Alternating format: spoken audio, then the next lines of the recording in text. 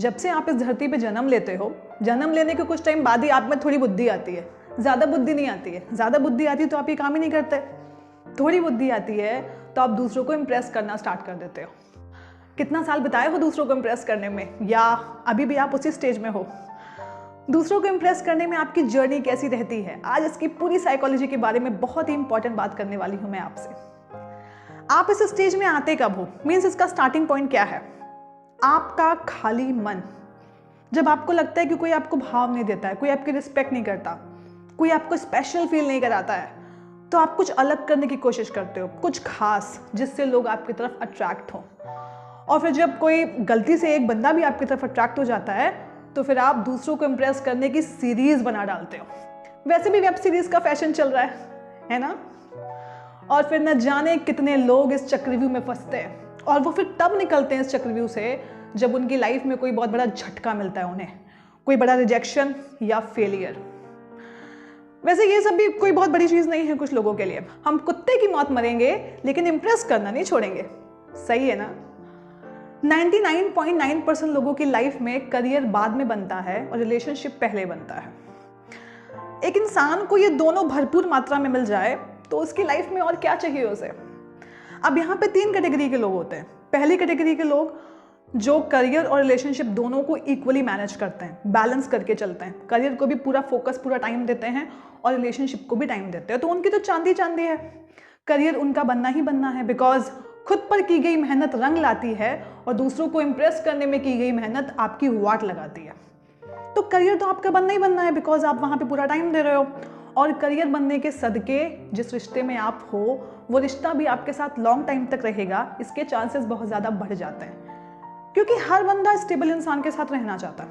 ये बात है कि नहीं? लड़का भी चाहता है कि लड़की का लिविंग स्टैंडर्ड हो, उसकी सोच बहुत अच्छी हो, उसका एक लेवल हो। लड़की भी चाहती है कि लड़का स्टेबल हो। दूसरी कैटेगरी के लोग जो सिर्फ और सिर्फ करियर को फोकस करते हैं, रिलेशनशिप गया भाड़ में, that is also good. Career तो उनका बनना ही बनना है। एटलीस्ट उनकी लाइफ में कभी भी फाइनेंशियल क्राइसिस नहीं होने वाली है। रिलेशनशिप क्राइसिस है तो वो आज है, इन फ्यूचर उनको लाइफ में कोई ना कोई बहुत अच्छा पार्टनर मिल ही जाएगा या मिल ही जाएगी। अब बात करते हैं तीसरी कैटेगरी के लोग जो सिर्फ और सिर्फ रिलेशनशिप को पूरा टाइम देते हैं। करियर वरियर गया सरसों का तेल लेने, है ना? उनकी बात अगर मैं करूं तो वो इनडायरेक्टली बॉलीवुड की मूवी जैसी जिंदगी जी रहे होते हैं। क्या दिखाया जाता है उसमें कि एक लड़का एक लड़की को इम्प्रेस करने के लिए क्या क्या नहीं करता है। अपनी नस काट देता है, उसके पीछे पीछे स्कूल तक जाता है, कॉलेज तक जाता है, बहुत कुछ करता है उसके लिए। बचपन में आप जब कोई मूवी देखते थे, कोई सीरियल देखते थे, तो उसमें जो लीड एक्टर होता था, लीड एक्ट्रेस होती थी, तो आप उनकी लाइफ को अपनी लाइफ से कंपेयर कर रहे होते थे। इनफैक्ट आप चाहते थे कि उनकी लाइफ आपकी लाइफ बन जाए। इतनी गहरी छाप छोड़ते थे बॉलीवुड डायरेक्टर और सीरियल मेकर्स वाले।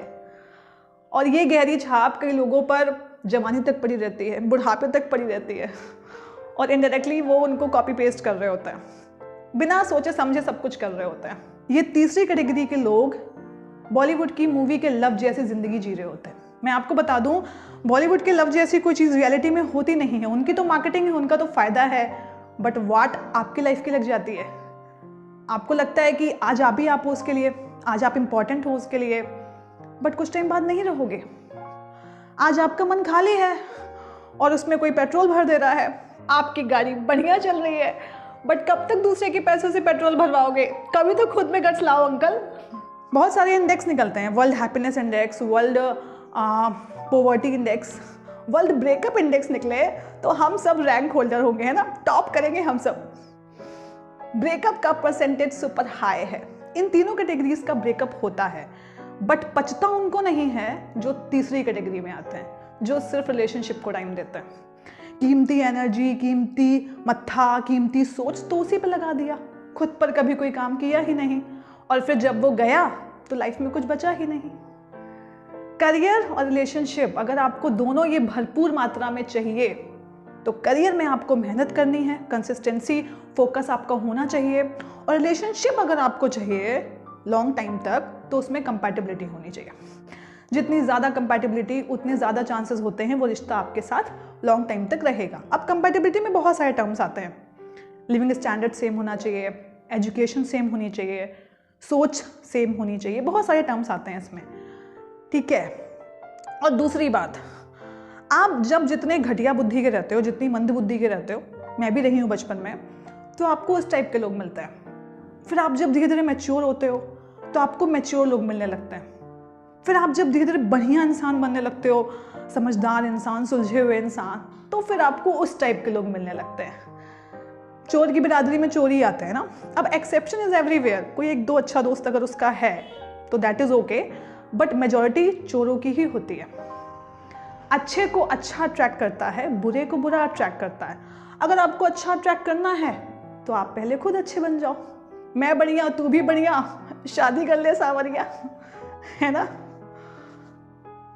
तो अब इस पूरे सिनेरियो को समझने के बाद आपको अपनी लाइफ में एक स्किल डेवलप करनी है।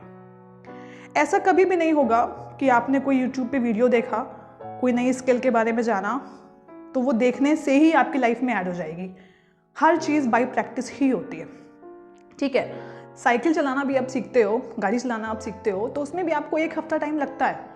कार सीखने में तो और टाइम लगता है ना। तो 1 हफ्ते की रेगुलर प्रैक्टिस से ही आपका हाथ उसमें साफ हो जाता है। तो सेम आपको लाइफ में कोई भी नई स्किल ऐड करनी है ना, तो एटलीस्ट उसको 1 हफ्ता आपको बाय प्रैक्टिस अपनी लाइफ में अप्लाई करना है। फिर जब आपका उसमें इंटरेस्ट हो जाता है तो आप इसको और कंटिन्यू कर लेते हो। स्किल की बात अगर मैं करूं तो आपका जो भी रूटीन है, मीन्स मुझे इतना टाइम अपनी एजुकेशन को देना है, इतना टाइम पार्ट टाइम जॉब को देना है, इतना टाइम रिलेशनशिप को देना है, इतना टाइम घर के काम को देना है। तो मे भी कभी ऐसा होता है कि आपने 1 घंटा ज़्यादा अपनी एजुकेशन को दे दिया और घर के काम को 1 घंटा कम दिया। That is okay. आपका रूटीन आपकी वजह से बिगड़े तो ओके है, किसी दूसरे की वजह से नहीं बिगड़ना चाहिए। रात में 11 बजे सोना है तो सोना है, 9 बजे सोना है तो सोना है। उसके बाद किसी गर्लफ्रेंड की अम्मा का भी कॉल आए ना तो फर्क नहीं पड़ना चाहिए। अगर ये स्किल आपने खुद में डेवलप कर ली तो करियर और रिलेशनशिप दोनों आपको भरपूर मात्रा में मिलेगा। Love you, bye bye. लड़की लड़की करते करते हो ना जाए दीवाने।